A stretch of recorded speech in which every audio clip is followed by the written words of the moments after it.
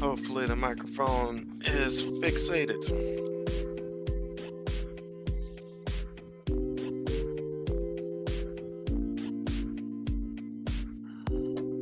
Let's see here. Cream.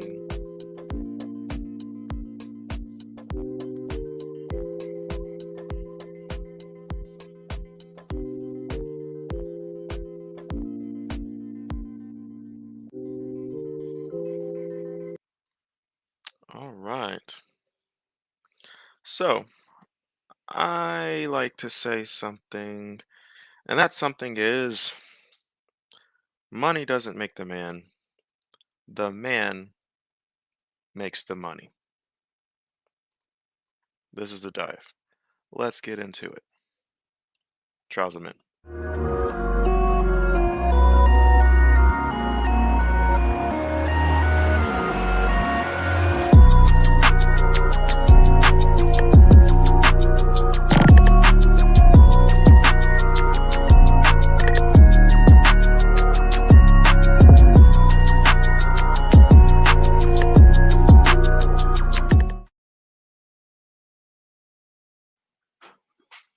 All right, so forget the background noise. Let's see here. Trials of men. So this is kind of like just tying together where we are so far and to talk about what role money has to play into this whole concept of being a man today. So, as I explained in the first one, the very first trials of men, one of the things that defines a man is his ability to solve problems. That is very important, very crucial for any guy today in today's society. Period.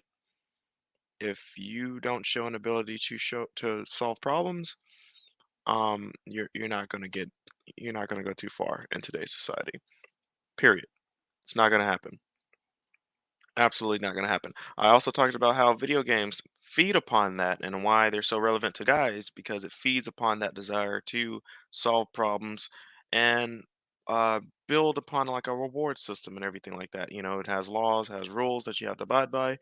You play the game, you solve the problems that it gives you, and then you get rewarded, both in the game and also within yourself biologically. It's like your reward center that is in your mind that gives you rewards when you complete tasks in the real world also rewards you when you play these games. That actually ties into why I believe the metaverse to come and how they're going to implement gaming. Not only is it going to be relevant for women when it comes to social media and vanity and how they're able to how they're able to make their themselves appear as they want to in the digital world, but also um, in the metaverse, the games guys are going to be able to play to win income and complete tasks. So it's going to both draw not only women but also guys as well into the metaverse. So that is going to be one big thing.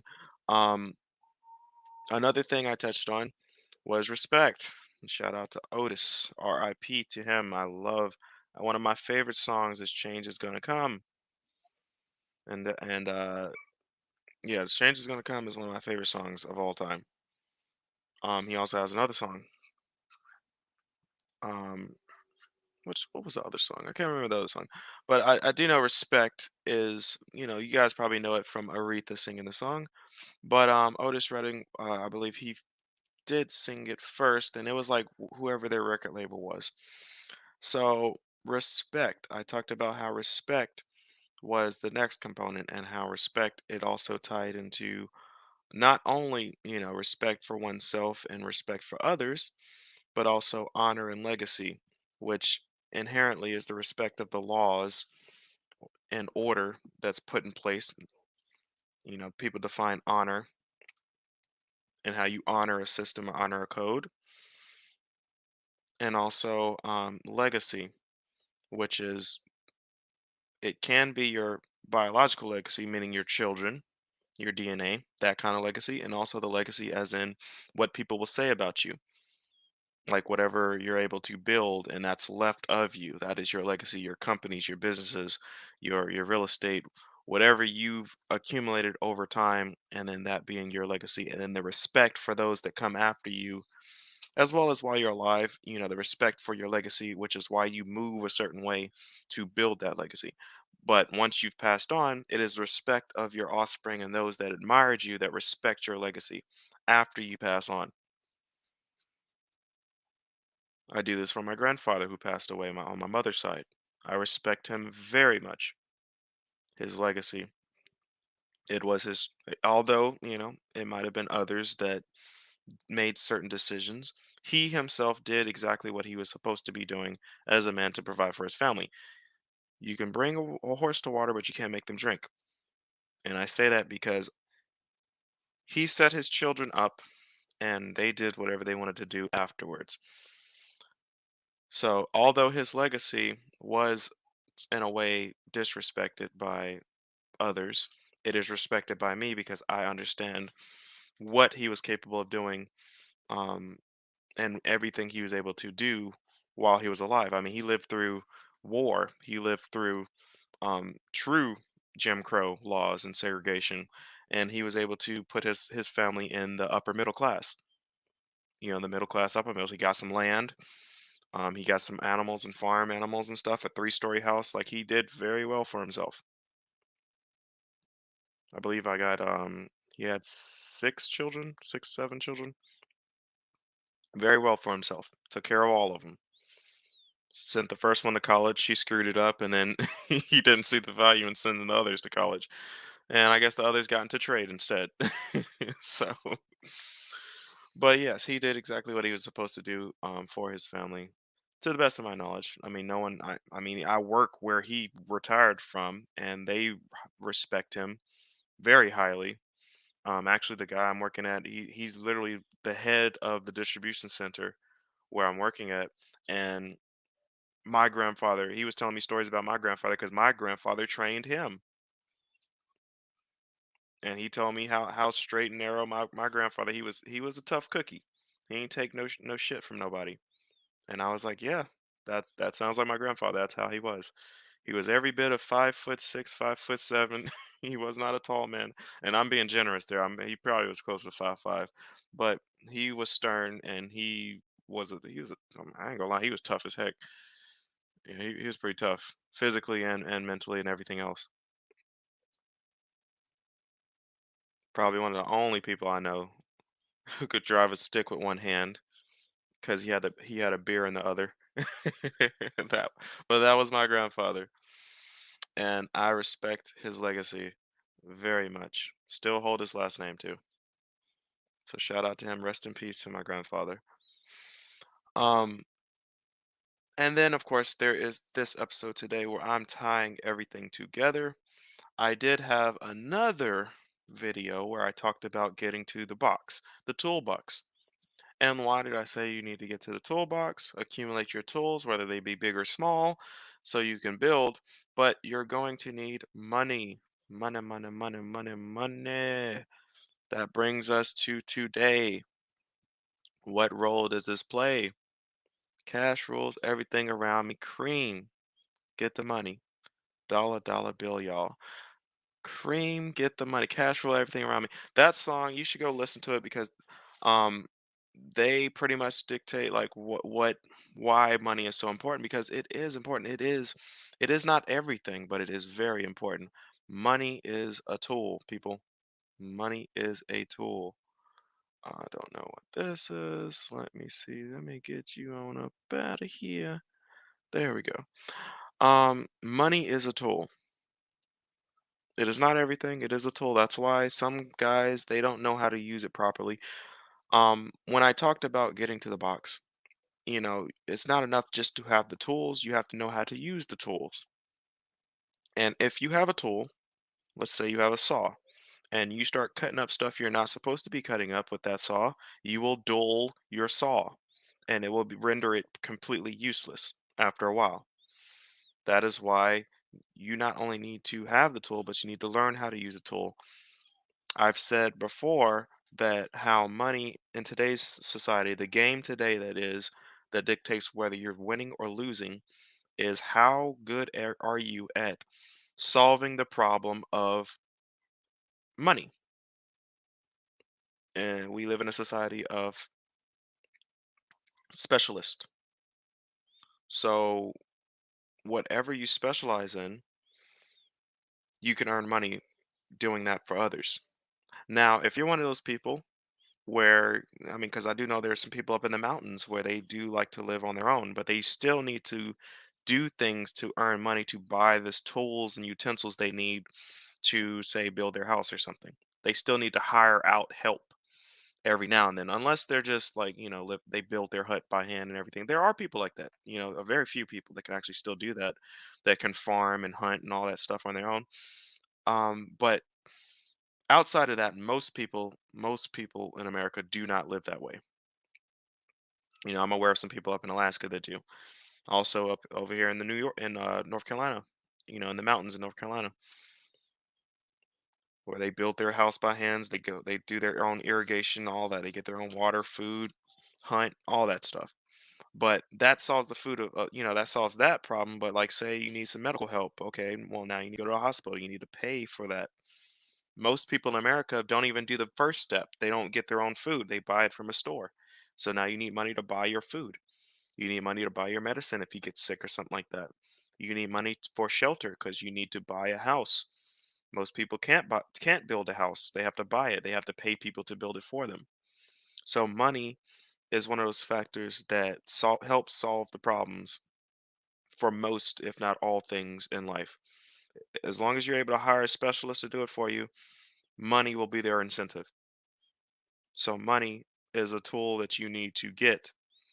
Keyword, money is a tool that you need to get in order to solve most, if not all, of life's problems for yourself. Now, the question now is, how do you get the money? That's why I said screw the bag, get to the box. Because if you do something for quick money, cool, you got quick money. Now what? Sometimes that thing you did for quick money, there are cycles in markets. So sometimes one way of getting money is not the best way to get money sometime later. Every now and then, I think it's like a 10-year cycle, the markets crash. Last time, other than what's going through what we're going through right now, thank you to Mr. 19 that came through. I'm in love with the coco. So aside from that, it was the 2008 crash, which was due to subprime mortgage lending and the banks and all that other crap. A lot of people lost their homes. A lot of people lost their wealth. A few people actually got richer. They capitalized off of it because they had tools. They knew. So actually, what was it? The Big Short guy? I forgot his name, but he saw what was happening, flipped his entire portfolio from the market crash because he saw something that most other people did not see. He saw an opportunity, but he had a toolbox to do it. He did his research, he did his digging, he had the wherewithal to know how markets worked, and he was like, "Yeah, some ain't right with this market. All y'all is tripping." He said, "All y'all is tripping." He flipped his toolbox, made it into now he needs a warehouse. Because now he's moving big money. And actually, he just recently made another move. I believe it was last year. So I'm looking at my eyeballs. I'm watching that right now. So he did make another move. So I'm kind of looking out for that too. But you need to specialize in something. So the toolbox, people need to pay you for something, and it's a simple, like, to be honest, it's a simple equation or simple problem to solve, which is for you to get your money, all you really need to do is create a product or service that people would spend their money on. That sounds simple enough. If you're able to solve that problem and consistently continue to solve it, you got it made. You got it made. Now, aside from that, as I said, money is a tool. That's all it is. Money does not make the man. The man makes the money. So you can make an absorbent amount of money and still be absolute trash. I mean, what people don't say is a lot of the times the top 1% is actually cycled through. Like once you make it to the top 1%, there is no guarantee you will stay there because sometimes there are people that get lucky, especially lotto winners. There are people where their luck comes more so from a genetic lottery. Shout out to the tall people. You have a good chance of getting in the NBA.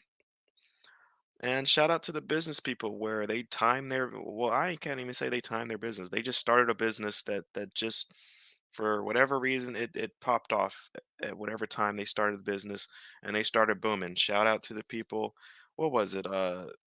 Back when the pandemic started, that darn chat room thing. I can't even remember the name of it. That's how fast it boomed and busted. It had like an evaluation of God, was it $1 billion or something like that? And then it just collapsed. But yeah, it was they started something that seemed at a good time, and then they weren't able to capitalize off of it for whatever reason, and boom and bust. So yes, there's a variety of reasons why people can get into. Don't forget the scammers. Shout out to the scammers. Shout out to all you NFT people capitalizing and scamming off of that too. Yes, lies, cheats, and stillers also make it into the top 1% because they scam and cheat too.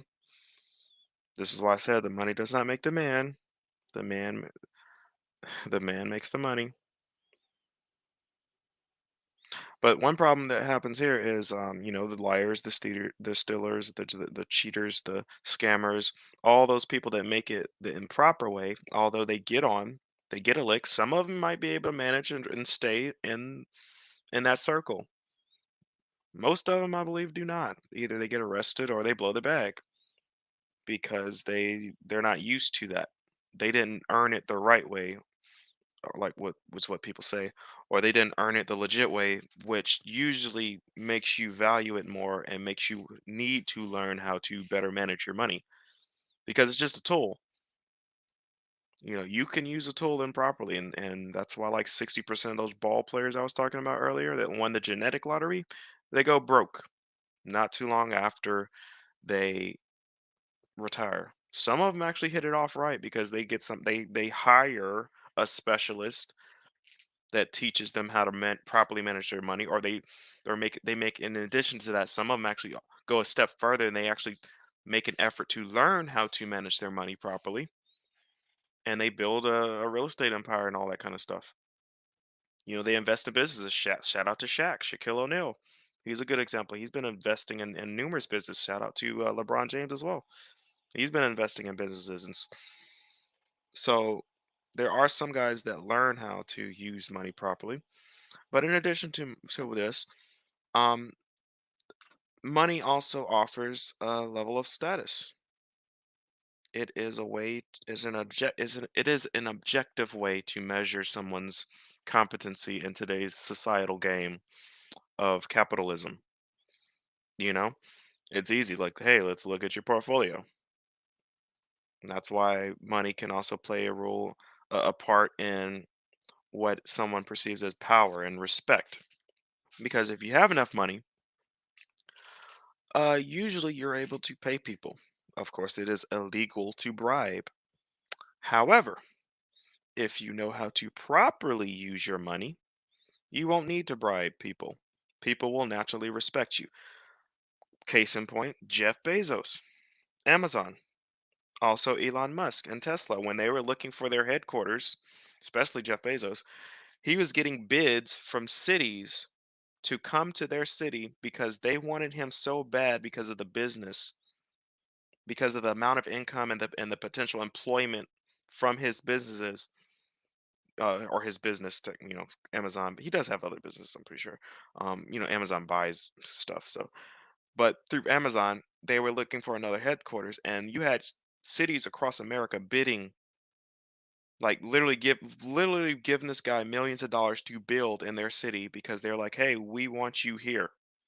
And that is because they respected his ability to build and what he was doing, and that came his ability to do that is what garnered his power, his ability to pretty much influence all of these, and I'm talking about New York, California, all of them, all these major cities, Seattle, all these cities. Well, like, hey, we gonna give you, you won't have to pay a dime. Just come here, bring your company here. We will pay for everything just to have your company here. Similar thing happened. I believe same thing happened with Elon when he was looking for his place. And you had some cities doing the same thing, bidding like, hey, bring your business here. We want you here. Both of those guys had money, yes, but they also had respect, which eventually, inevitably, both the money and and the respect that they have with what they're able to do gave them inherent power because men naturally respect power. So this is how these three tie together. Some people, let's give an example, just a generic example, like a preacher or something. Now, technically, technically, the preacher isn't known for driving a Rolls Royce, even though I'm pretty sure all of us know of a preacher that does. Technically, they're not known as being rich or wealthy, but they are respected by their community to the point where it gives them power, and if need be, it also gives them money because people are willing to give their money, donated or whatever to the preacher or his church or to whatever effort he says. Like, hey, we need more money in schools. People will donate their money to the schools at his behest. So there can be extremes in all three. And to be honest, if you have like a significant amount of money, it's and I don't mean like a couple million. I'm talking about billion. Like if you're close to a billion, it's almost impossible not to get the power and the respect because to get to that level, you've had to do not once. It couldn't just be luck. You had to do more than one thing correctly. And usually, once you have a significant amount of wealth like that, as you're building, you typically get in contact with other wealthy people, and you naturally take on their traits, or they'll try to show you tips and stuff like that because you've made it into a whole nother class, and then they show you what they do with their money, and then from there on, it's pretty much monkey see, monkey do. You just copy them. You talk to other wealthy people when you get to that kind of level. So sometimes it's also inherent because you're in a whole nother socioeconomic class, and naturally you buy a house in a certain neighborhood that only people in that socioeconomical class could, and you befriend them and learn what they're doing, and you become better at it. Also you might get hit up by a financial planner and stuff, and they'll just, hey, I'm here to help you not blow your money on dumb shit. So yes, money, power, respect. All of it ties together. But remember, money's just a tool. Money does not make the man. The man makes the money. And your ability to successfully make that money leads to respect and gives you power. Not only with men, because amongst men, yes, you will be respected, but also with women. Because women today also know that the biggest problem today for them is the money problem. They hate living in poverty, even though most of them do, but they through choices, but they hate living in poverty, and they understand that the biggest problem for them is the money. So, yes, money is a tool. You use it effectively, you gain the respect and power amongst men, but at the same time, when you accumulate enough of it, and when you show that your ability to continue to accumulate enough of it, you naturally gain the respect of women too. You get a certain level of power over them as well because now they want to do any and everything they can to get with you or around you or near you. Now, whether or not you're a masculine man, that I can't help you with. I mean, I can, but that's a I you can get money and be a simp. You absolutely can be somebody's sugar daddy or whatever. Nothing wrong with that if you know what you're doing, but if what really separates a simp from other guys is the simp is literally willing to blow his bag for a woman or female. Typically, like if you look at it as an auction, they overpay for it typically. That's usually, how I kind of effectively, weed out a simp. Because a simp, yes, you can have money, you can be a beta and find some way of earning a significant amount of money. Yes. But you just won't you typically won't have as much respect as the guys that really, know, the real grinders, I guess you could say. Or people refer to them as the alphas. The guys that have even more power than you because you just have money. I mean, it won't necessarily mean that you will have, absolute power over everyone that has less money than you. If anything, if it could actually leave you as a target, so you have to know how to protect your stuff. Because another reason why respect is so important is when people disrespect you, or people are willing to disrespect you, because they see you're weak. Hey, he's weak, but he got money. Yeah, how I'm gonna get that? And then that's when they look to disrespect you by taking your money. That's why respect is so important because once you have respect from showing your ability to get money and showing your power or willingness to reward and punish, you reward your friends, punish your enemies. Once you do that kind of thing and they respect you for it, they dare not disrespect you. They dare not try and cross you, disrespect you.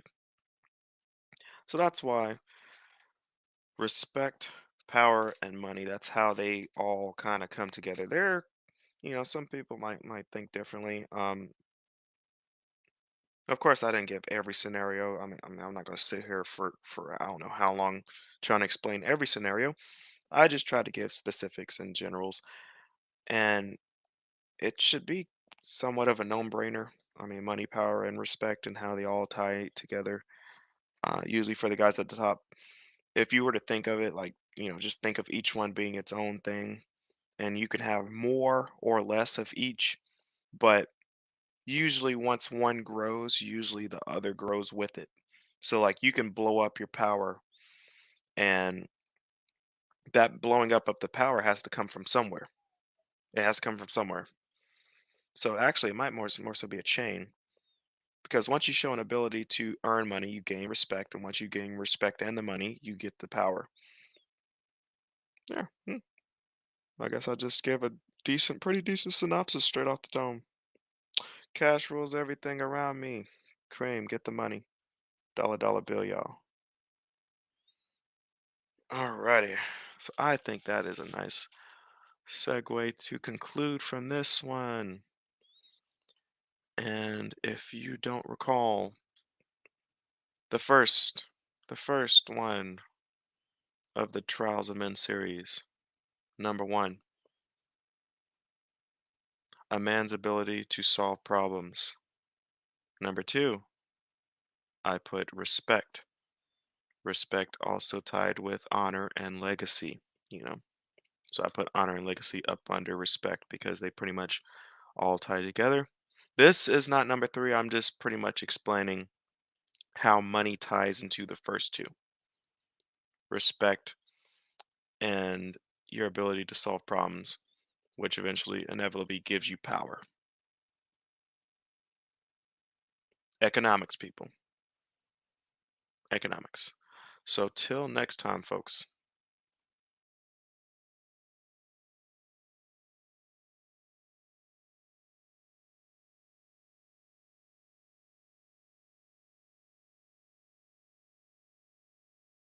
Put some respect on my name. You understand me? When y'all saying my name, put some respect on